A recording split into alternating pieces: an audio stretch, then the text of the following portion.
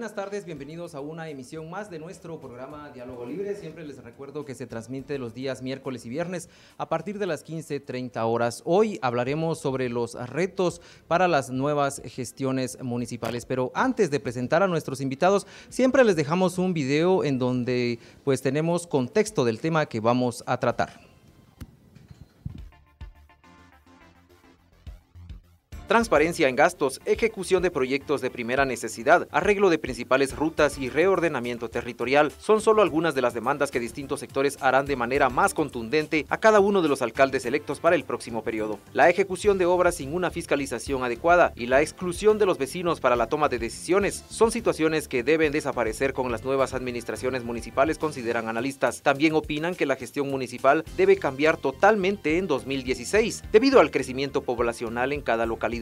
La falta de voluntad para hacer un plan de reordenamiento territorial prevalece en 336 municipalidades y solo en la capital y en Antigua Guatemala se cuentan con estos proyectos, asegura Carlos Varías, de la Secretaría de Planificación y Programación de la Presidencia Segeplan. Varías dijo que varios proyectos de desarrollo se ven afectados por variables como la falta de capacidad técnica debido a que hay directores municipales de planificación que no han terminado el bachillerato o los básicos. A esto se suma que cada 4 años el edil electo cambia a los técnicos de las municipalidades y esto obliga a las instituciones a empezar nuevas capacitaciones en diversos temas y no se alcanza la experiencia necesaria del personal.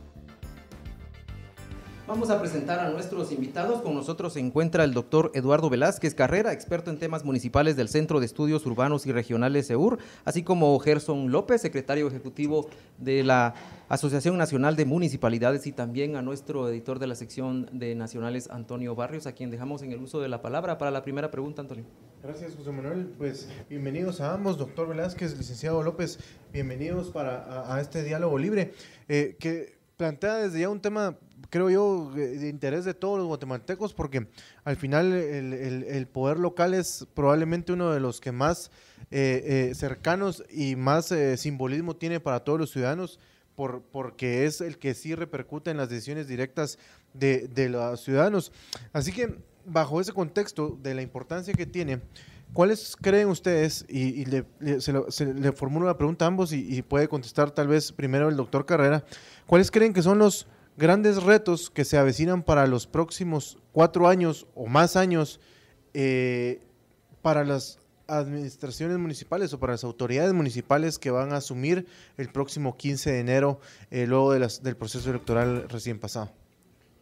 Bueno, el primer reto que yo creo que a nivel nacional se tiene es que existe un crecimiento urbano y un proceso de urbanización en marcha, yo diría bastante acelerado en la mayoría de los municipios que ya tienen una población importante. Se calcula que ya el 50% de la población de Guatemala vive en áreas urbanas. Por lo menos. Esto es una estimación que hemos hecho nosotros en el CEUR, derivado de que el gobierno anterior y los anteriores también han sido tan incapaces de ni siquiera poder elaborar un censo demográfico que nos permita saber con exactitud la población por municipio. Pero yo le garantizaría que no estamos menos de un 50% de población urbana ya. Esto en términos latinoamericanos es un indicador muy bajo. Los países latinoamericanos ya tienen en general un 75% de población urbana. De tal forma que nosotros estamos atrasados dentro del atraso, para variar un poco en términos de los indicadores sociales, económicos y políticos del país, pero que esto va a tener, dado ese crecimiento de la población urbana, un impacto muy grande en las distintas municipalidades. Y nuestro colega aquí tendrá mejor información si en realidad los alcaldes que fueron reelectos como los que van a tomar posesión en realidad tienen idea del problema al cual se metieron y que evidentemente habrá que resolver. Esto también tiene, yo diría, desde la dirección nacional una importancia muy grande porque se sabe que muchos municipios gozando de la autonomía municipal en realidad no están cumpliendo con un ordenamiento territorial básico, no cumplen con una planificación urbana necesaria para el desarrollo ordenado de los municipios. Cuando digo ordenado, lo entrecomillo porque es el que es posible dentro de una planificación urbana que se da en el desarrollo capitalista. De tal manera que la atención de las necesidades de la población urbana va a ser muy importante, digamos, desde el punto de vista de los municipios que están creciendo con mucha rapidez. Sí, señor López, ¿coincide usted con algunos de los retos o con los retos que menciona el doctor Velázquez? ¿Y cuáles ustedes desde la ANAM también se plantean desde ya para estas nuevas administraciones o para las que van a continuar? Bueno, muy buenas tardes. En principio, un honor estar acá con ustedes compartiendo este importante tema. Nosotros estamos totalmente de acuerdo en que la forma de hacer política en el país vino a cambiar de manera drástica en los últimos meses debido a la crisis en la que se vio envuelto el Ejecutivo. De tal razón, nosotros creemos que será sumamente importante que los nuevos gobiernos municipales que tomarán posesión el 15 de enero del 2016 tengan no solo la orientación de las cosas que deben hacer, sino que fundamentalmente tomen en cuenta que la población ahora estará más vigilante a los procesos que se implementen en los municipios. Estamos totalmente de acuerdo en que nuestros municipios han crecido de manera desordenada, que ha existido un vacío en la planificación, en el ordenamiento territorial. Por lo tanto, creemos nosotros que dentro de los principales desafíos a los que vamos a enfrentarnos el próximo año es en primera instancia con la transparencia y la rendición de cuentas. Es bien importante que los gobiernos locales tomen el desafío de gobernar con la gente, de hacer sus presupuestos participativos, de priorizar sus necesidades, sus obras y sus proyectos para informarle permanentemente a la población sobre esas acciones y estar sujetos a la auditoría social para evitar casos lamentables como el de Concepción Sololá, en donde a raíz de la escasa información de la forma de hacer gobierno se generaron varias denuncias que concluyeron en un hecho lamentable. También creemos que un desafío importantísimo va a ser la relación con el ambiente. A raíz de los hechos lamentables del Cambray, debe de verse desde otra perspectiva el tema de las licencias de construcción, que definitivamente ya no deben de ser vistas solamente como un instrumento para poder hacer un cobro, sino que deben de amarrarse documentos y perfiles técnicos para asegurar que los espacios, los terrenos donde se vayan a construir viviendas realmente reúnan los requisitos técnicos y los dictámenes científicos que deben de comenzarse a exigir. Y por último, uno de los desafíos que tradicionalmente han desempeñado los gobiernos locales es el papel de ser prestadores de servicios. Desde el servicio de agua potable debidamente clorada que establece el Código Municipal, hasta llevarlos a emprender acciones que los conviertan en agentes de desarrollo. Y por ejemplo, en la actualidad tenemos un 90% de municipios que dependen de las transferencias del gobierno. Y en ese sentido hemos sido golpeados el día de ayer con un recorte presupuestario de 75 millones de quetzales que viene a impactar en el 90% de los municipios de manera negativa. Entonces, dependemos financieramente del gobierno. Estamos acostumbrados a que cada mes el gobierno tiene que transferir lo que el municipio necesita para su funcionamiento y para su inversión. Y esto tiene que cambiar. Tenemos que aprender a ser más eficientes en la recaudación tributaria local, pero partiendo de lo legal, partiendo de la reglamentación y de los equipos técnicos que nos permitan ir mejorando ese nivel de recaudación.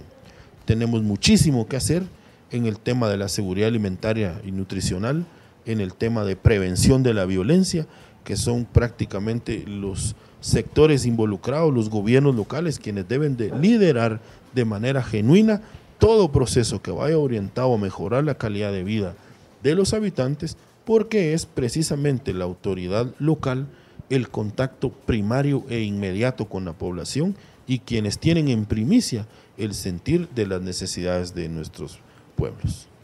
Yo retomo una de las frases del doctor Velázquez. ¿Están en realidad los alcaldes o los que van a asumir o los que igual se reeligen? Estábamos haciendo fuera de micrófono, fuera de aire, un conteo más o menos de 90, 89 que se reeligieron y 242 que van nuevos.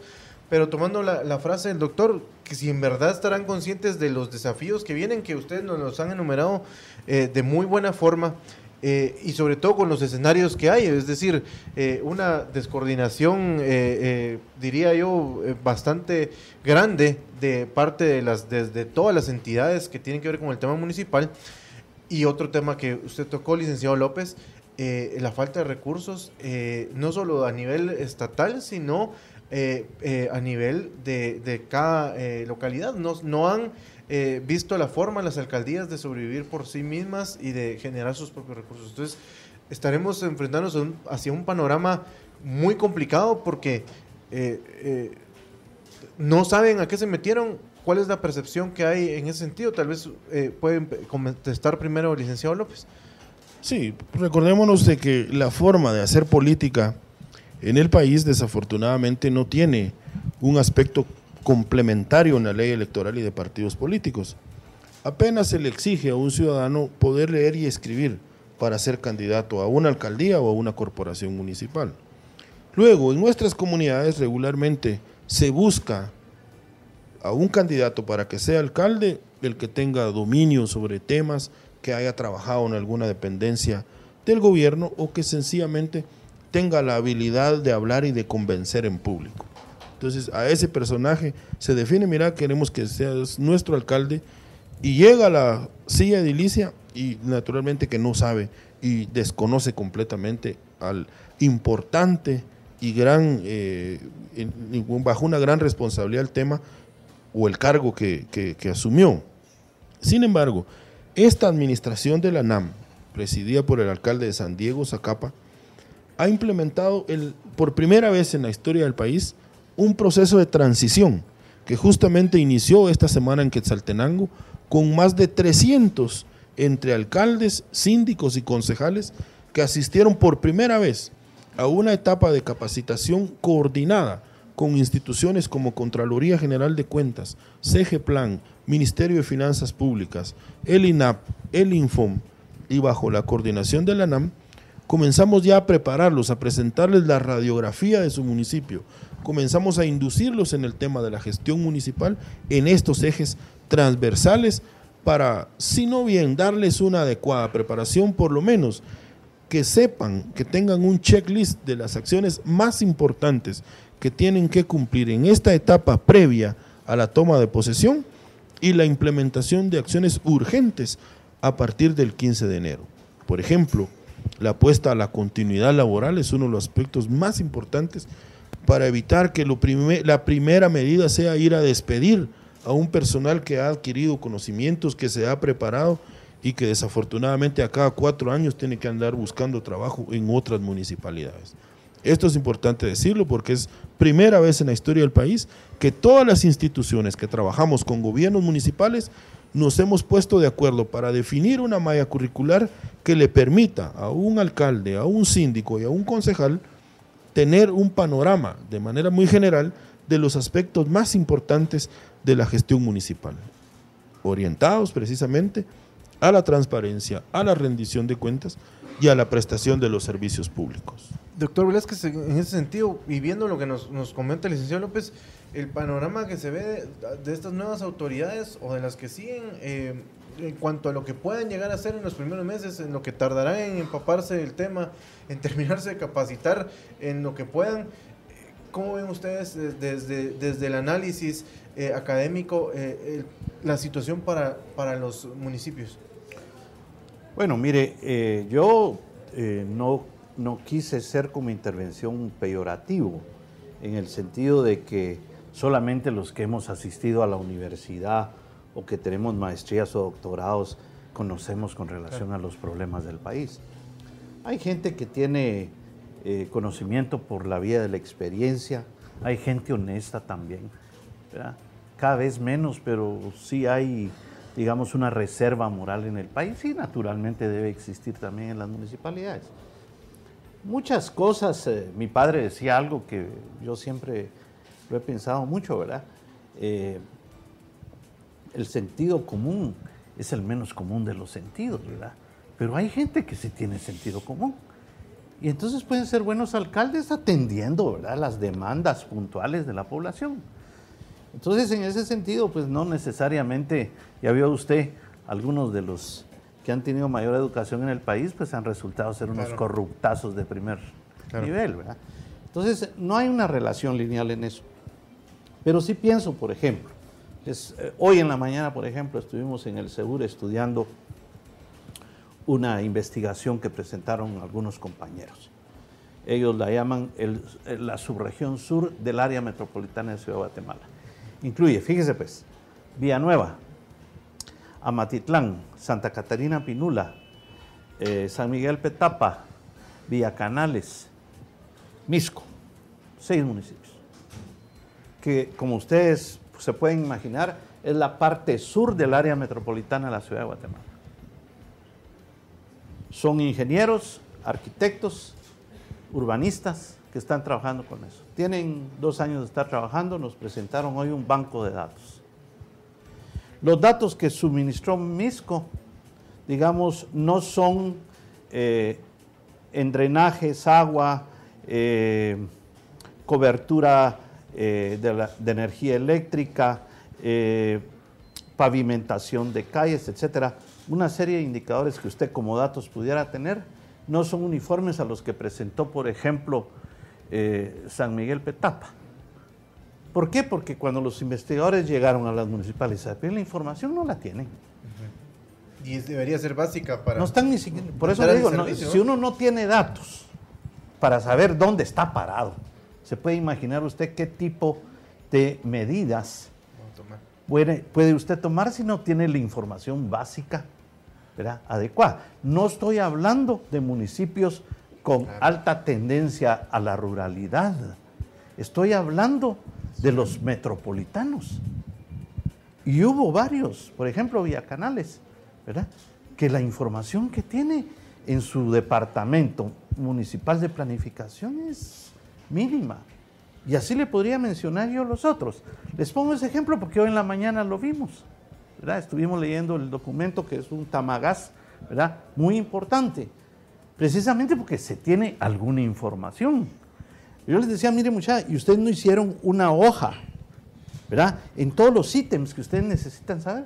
Claro que lo hicimos, doctor, pero las municipalidades no tienen esa información. Pero asusta que sea, estamos hablando de los municipios donde muchos de nosotros probablemente vivimos o parientes de nosotros pegados a la capital, donde hay acceso a educación, a monetario no se diga, a instrucción de cualquier tipo. Asusta ese panorama, doctor, no sé, licenciado López, también si coincide con ver que hay un gran problema de fondo tal vez, en que no se ha unificado desde las mediciones hasta tener los datos básicos para tomar decisiones.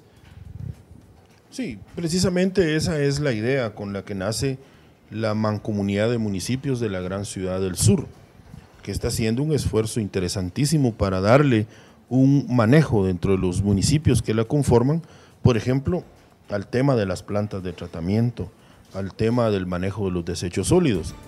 Y entonces, debido a la proximidad de los municipios y a la complejidad del área donde se ubican, esta mancomunidad está trabajando precisamente para poder articular una serie de esfuerzos que permitan darle solución a problemas que no son recientes, que no son actuales, que vienen desde hace mucho tiempo.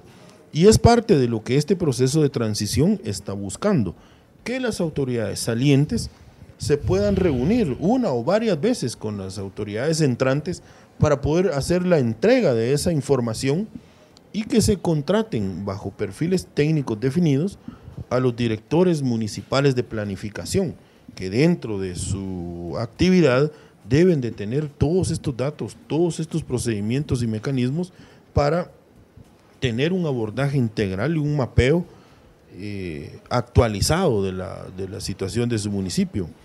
Estos son problemas que si aquí en el área metropolitana se pueden observar fácilmente, imagínense ustedes en el interior del país, donde hace 4 años vimos el fenómeno que en varias municipalidades, inclusive hasta las computadoras se llevaron de las oficinas y no dejaron información de proyectos, no dejaron nóminas, no dejaron documentos de préstamos, se llevaron absolutamente toda la información. En este sentido vale la pena también decir que en el 2012, cuando se crea la ley contra la corrupción, se establece un delito que se llama robo y destrucción de equipo informático. Y esto es bien importante que las autoridades salientes lo sepan, porque ahora constituye una denuncia penal el no dejar la información que oriente a las nuevas autoridades a poder implementar mecanismos para prestar los servicios públicos de manera eficiente, de manera eficaz y por sobre todo tener a la mano este tipo de información. Tenemos que ir a un corte. Sí. José Manuel, ya volvemos a esta interesante charla con el doctor Velázquez y el licenciado López sobre los retos del poder municipal.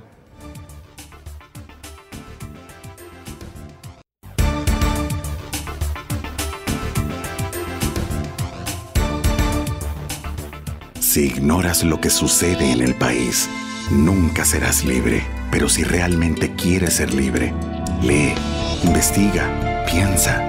Infórmate a la mañana, al mediodía, en el bus. Y si no has empezado o sientes que no es para ti, entiende que ser libre no tiene edad ni condición social. Es por eso que Soy Prensa, soy libre. Prensa Libre, un periodismo que evoluciona.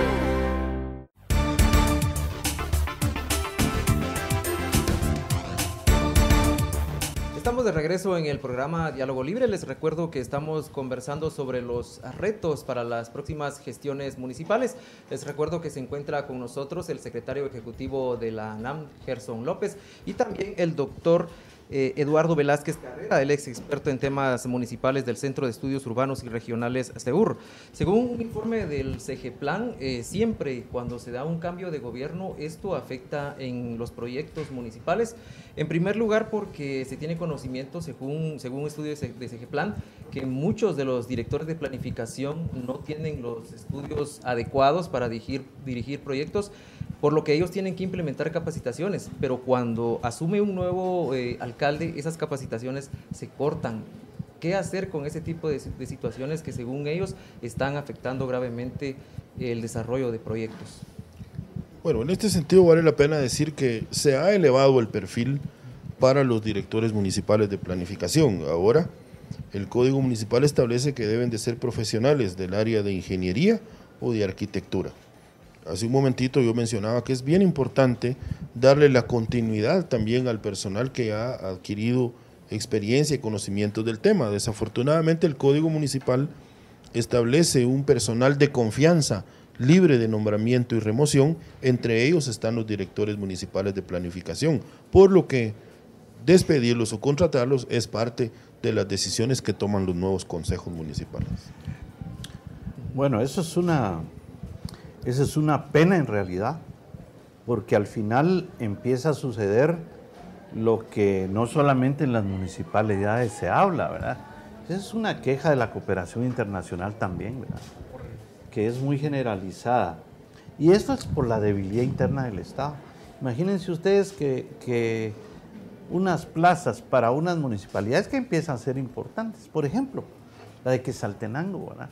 Que usted no tenga, digamos, a un encargado de la Oficina Municipal de Planificación de forma permanente y que no tenga, digamos, un equipo de trabajo, se entiende evidentemente que el alcalde, como cualquier autoridad electa, debe tener un grupo de gente que participa con su equipo de trabajo y que son cargos de confianza.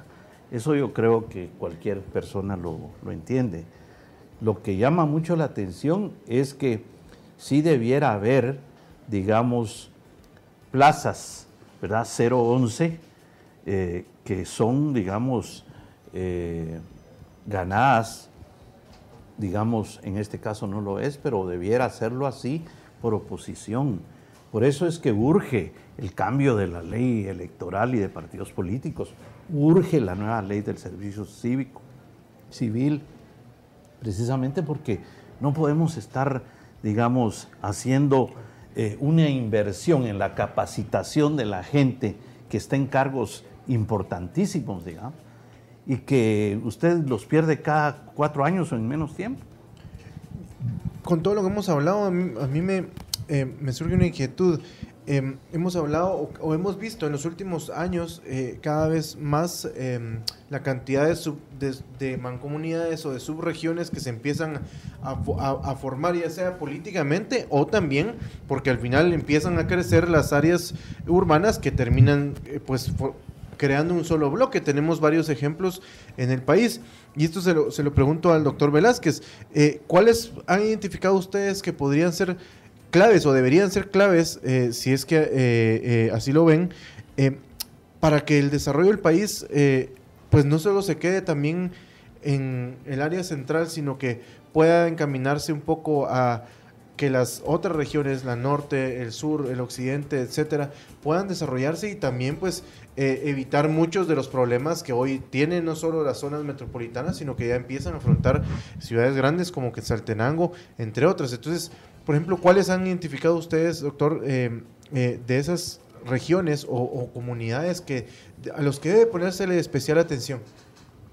Bueno, mire, algo que tenemos que hablar de una vez de entrada, ¿verdad?, es que la forma específica en que se desarrolla el sistema capitalista en el país concentra y centraliza el capital.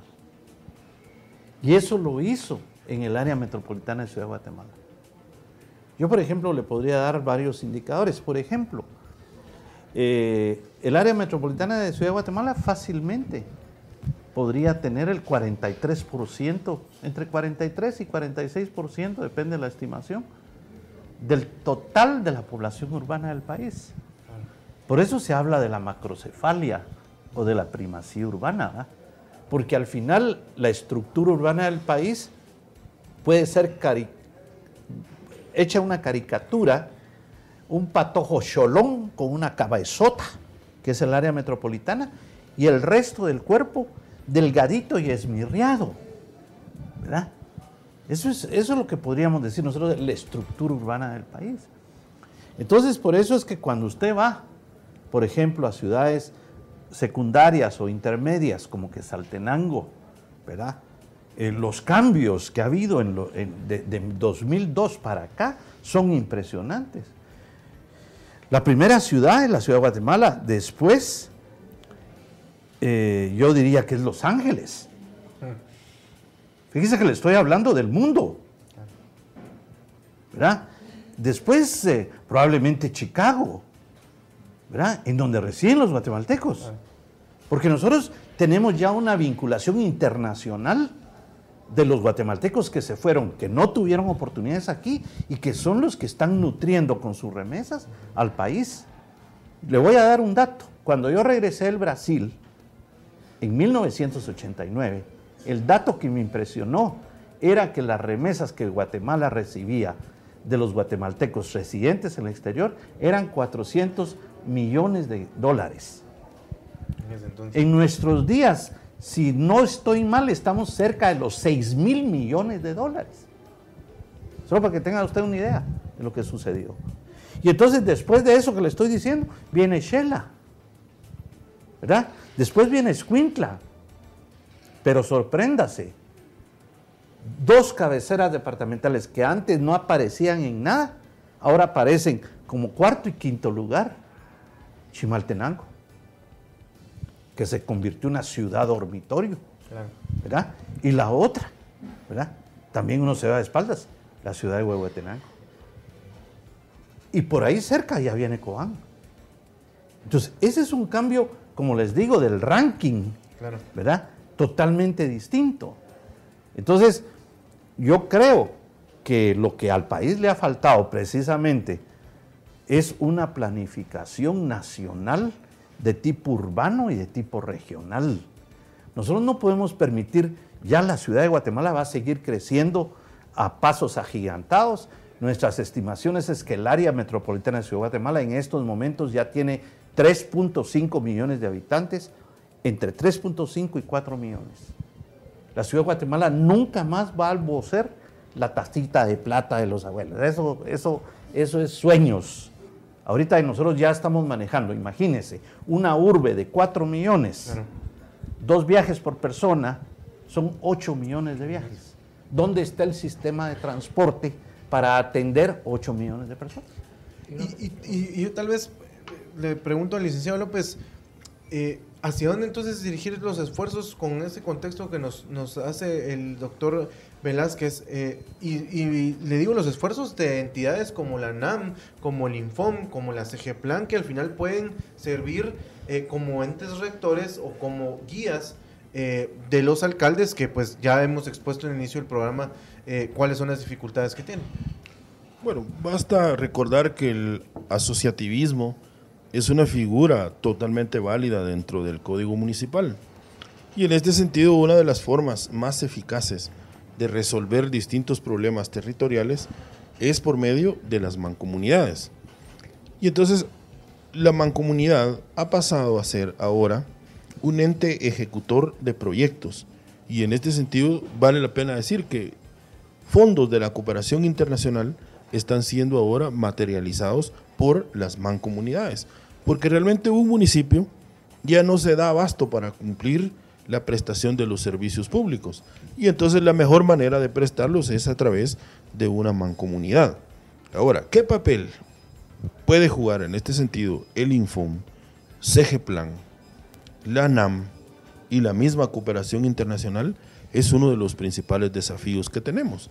¿Cómo estructurar un plan conjunto para poderlo aterrizar en el municipio?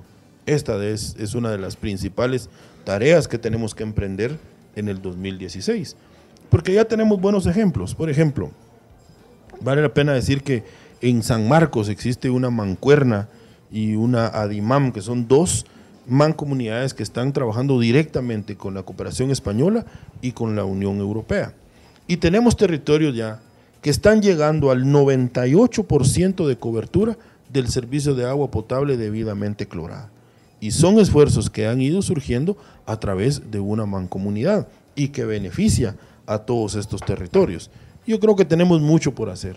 Las instituciones del Estado y la cooperación internacional tenemos que sumar esfuerzos para poder conjuntar estas experiencias exitosas y replicarlas en otros territorios. Por ejemplo, en Oriente está la mancomunidad de la Copancho Ortí, que está ejecutando recursos realmente muy fuertes y está haciendo realmente programas bastante exitosos que vienen a mejorar el nivel de vida de nuestra población en una zona muy complicada como es la zona de Chiquimula y de Zacapa, que ha tenido tradicionalmente problemas de disponibilidad de alimentos. Yo le pregunto al doctor Velázquez, en el tema de transparencia, ¿qué hacer? Sobre todo en la provincia, ¿qué se podría hacer? Porque, por ejemplo, la municipalidad capitalina recomienda o promete hacer, por ejemplo, las sesiones del Congreso y que del Consejo, y que estas se puedan observar a través de Internet. Pero en la provincia, ¿cómo garantizar acciones de transparencia? Bueno, en primer lugar, yo creo, pues, es decir, tenemos que estar todos conscientes, ¿verdad? El Estado está fallido. Díganme ustedes, ¿dónde estuvo la Contraloría de Cuentas contándole las costillas al IX? Inoperante. Díganme ustedes, ¿dónde están los auditores de la Contraloría de Cuentas viendo la línea en la SAT? ¿Dónde funcionó? Díganme ustedes, pónganme un ejemplo en donde la Contraloría General de Cuentas, ¿verdad?, funcionó debidamente y encontró todo lo que hemos estado viendo. Que miren, un país, una nación que quiere desarrollarse, no puede seguir gastando como se ha gastado sin tener un retorno. Pero no televisivo, virtual, claro. No, es real. Les pongo el ejemplo del transporte urbano en el área, en el municipio de Guatemala. Señores, nosotros hemos llevado la cuenta. A los empresarios de los buses les han entregado 32 millones de quetzales mensuales. Álvaro Colón les regaló 35 millones de dólares para la compra del sistema prepago. Díganme ustedes, los usuarios, ¿verdad?, ¿Dónde está la mejora en el sistema de transporte? Y yo se los digo porque yo fui presidente de la Comisión Multisectorial de Transporte que hizo el estudio recomendando que se hiciera un transporte masivo, que después se convirtió en el Transmetro. Pero discúlpenme también, la incompetencia de Arzú solo ha permitido un eje. Si ustedes no cruzan los ejes, señores, los que estudiaron aritmética básica, geometría, si ustedes no cruzan las líneas, no afectan 4 cuadrantes. Aquí solo afectan 2 cuadrantes, aquí 4. Díganme ustedes, ¿dónde está el cruce de esas líneas? Y les voy a decir, de lo que se ha malgastado el subsidio al transporte urbano en la ciudad de Guatemala, ya tuviéramos metro. Ya tuviéramos metro, si el dinero se tiró. Y yo no creo que haya nadie que defienda el sistema de transporte público. Sí, seguramente encontraremos ejemplos en muchas municipalidades de malas decisiones políticas o de al final, pues en este caso, temas vinculados a corrupción, como el que menciona el doctor Velázquez en el transporte. Y ya para ir cerrando, si ustedes, yo les pido 3 prioridades o 3 cosas urgentes que deben empezar a ver los alcaldes el primer día que asuman, o tal vez antes, como ya lo empezaron a hacer, como nos mencionaba Gerson López. Pero elegir de todos los problemas que hemos hablado, 3 cosas que deben de ver en su conjunto los alcaldes. Empezamos ahora con el señor López y luego cerramos con el doctor Velázquez. Bueno, lo primerito es la revisión de la forma en que se están prestando los servicios públicos. Lo dije al principio, las municipalidades por excelencia somos prestadoras de servicios, pero ¿cómo se está prestando ese servicio para atender que su funcionamiento sea eficaz, continuo y sobre todo rentable? Una de las primeras acciones entonces consiste en revisar la prestación de esos servicios, que es la naturaleza jurídica de las municipalidades. Segundo, mejorar la transparencia y la rendición de cuentas. Y aquí hay una herramienta que es fundamental para los gobiernos locales, como lo es el Consejo Municipal de Desarrollo. A través del COMUDE se hacen presupuestos participativos, se prioriza el gasto, se priorizan las necesidades y por supuesto se gobierna con la gente, se decide qué se va a hacer y cómo se va a hacer. Y lo tercero, mejorar nuestra relación con el ambiente. Ya no es factible postergar la construcción de plantas de tratamiento, el manejo de los desechos sólidos. Son temas que realmente tenemos pendientes dentro de las municipalidades y que de alguna manera afectan la convivencia humana. Yo me quedo con esos 3. Doctor. Bueno, yo la primera cuestión que le recomendaría a los alcaldes que están tomando posesión por primera vez, que fue lo que hice yo cuando fui decano de la facultad, yo pedí una auditoría, porque yo no quiero tener sorpresas en el camino, ¿verdad? Una auditoría, pongan a trabajar a la Contraloría General de Cuentas, que vayan a hacer las auditorías y que rindan, ¿verdad?, un informe en el cual les digan cuál es la situación de las municipalidades que están recibiendo. El manejo del dinero, como es dinero público, ¿verdad?, debe ser sagrado, ¿verdad?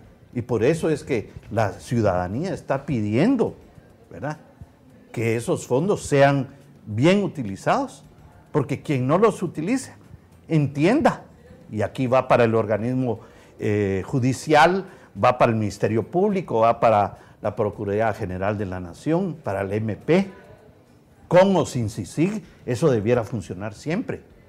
Lo que pasa es que los niveles de corrupción del país han sido tan elevados, ¿verdad?, que ya nos habíamos acostumbrado, ¿verdad?, a que el alcalde o cualquier funcionario público utilice como palanca financiera el Estado y los recursos públicos para enriquecerse en lo personal.